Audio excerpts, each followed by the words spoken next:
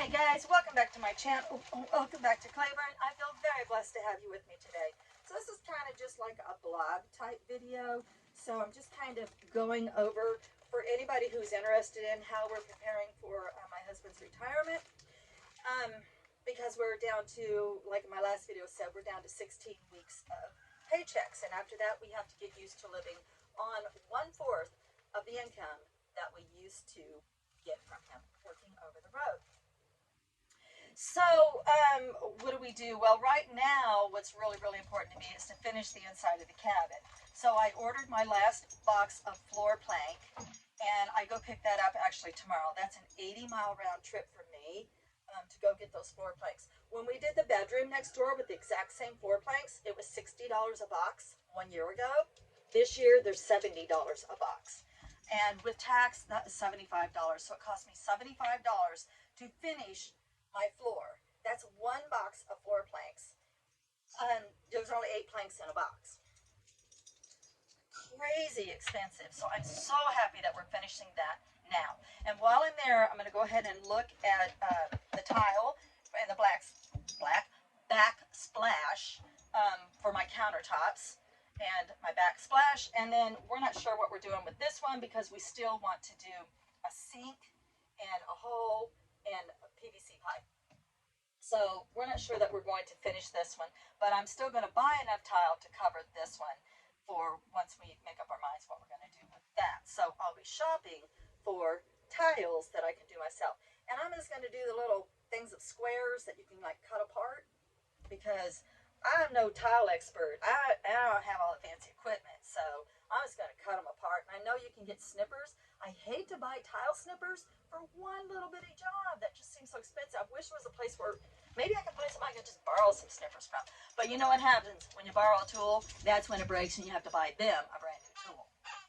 So, I don't know. I'll probably just price tile snippers and see how that goes. I wish I could rent them. But okay, so then what else is going to be done? The only thing left to do, the inside of the cabin on both sides is our ceiling. And like I said before, we're just doing foam, big sheets of foam because we can't hold that sheetrock up over our heads. It's just too tall. My ceilings are about 14 feet tall, and I just can't get like boards and everything, 2x4s to hold it all. I just can't. We're just doing foam. Heck with it. Just to cover the insulation. Okay, so there's that. I don't know if I'm going to get to do the trim work because trim is very expensive, and we're kind of going to be cut off from that disposable income. So trim, I don't know. We'll see. Maybe we'll go to one of them refurbished stores and see if we can find some cheap trim somewhere. Quit, malls. So anyway, we're getting ready for a deep freeze. I am in Missouri, and next week, the first week of January, we're looking at temperatures as low as 9 degrees Fahrenheit. 9 degrees above 0 Fahrenheit overnight, 11 degrees during the day, 18 degrees, whatever. Once it gets that cold, it doesn't really matter. It's just freezing cold. So make sure my truck is full of gas in case anything happens. Gonna go up and get groceries on Friday before the deep freeze hits. I really wanted barbecue today, but the only barbecue shack we have in this town is closed up. I think they go to Florida over the holidays. Lucky them. So I'm doing black eyed peas, which why not? Like tomorrow's New Year's Day anyway. So tell me what your plans are down in the comments. What you're doing for New Year's Day. I'm doing black eyed peas. I don't have any ham, but I do have some bacon. And I think I can just flavor it up with some seasoning. Lord knows I got plenty of spices and seasonings up there. And some pieces of bacon. And I think they'll flavor up just fine. And of course I'm going to make them in my Instant Pot. Went up and got drinking water. We pay 46 cents a gallon for drinking water. And I just use these 2.5-gallon former kitty litter, clean kitty litter jugs.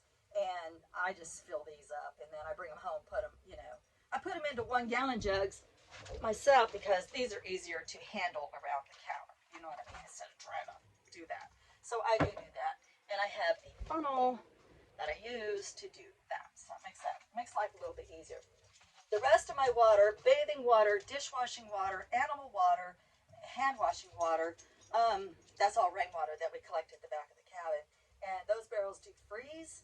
And so I got to fill all of my jugs, and I got to make room in here and over next door where the cats are, and keep that water thawed out. And I can also keep some in the hen house for the rabbits and the chickens, and keep that water thawed out for them.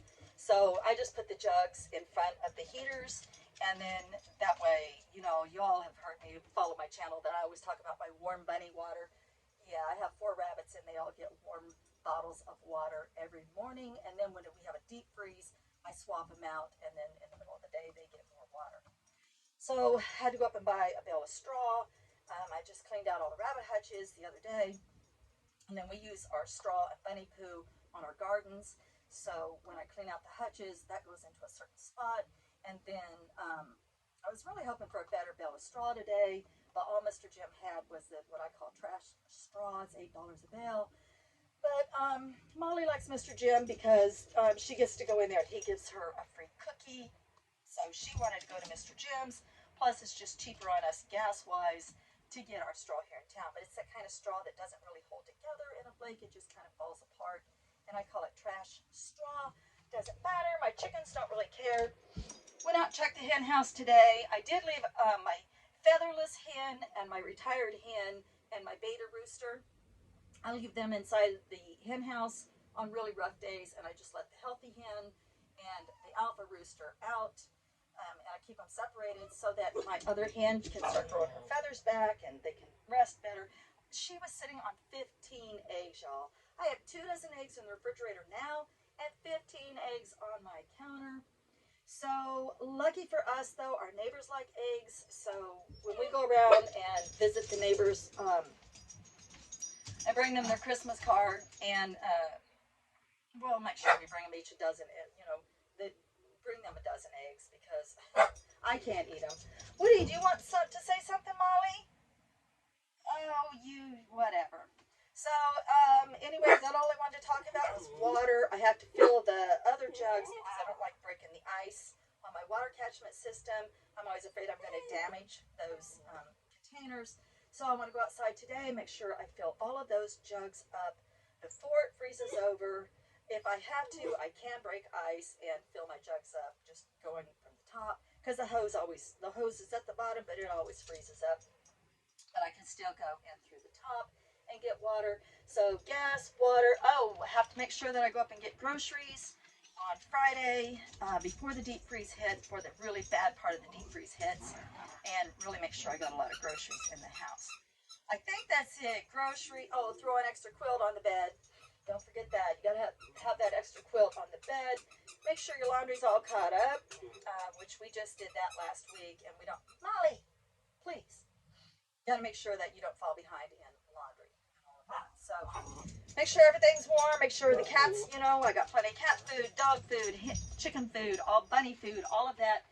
Make sure all of that stuff is done, and just get ready to hunker down. And just hunker down and watch y'all's videos. All right, guys, stay warm. Much love and light. Blessed be.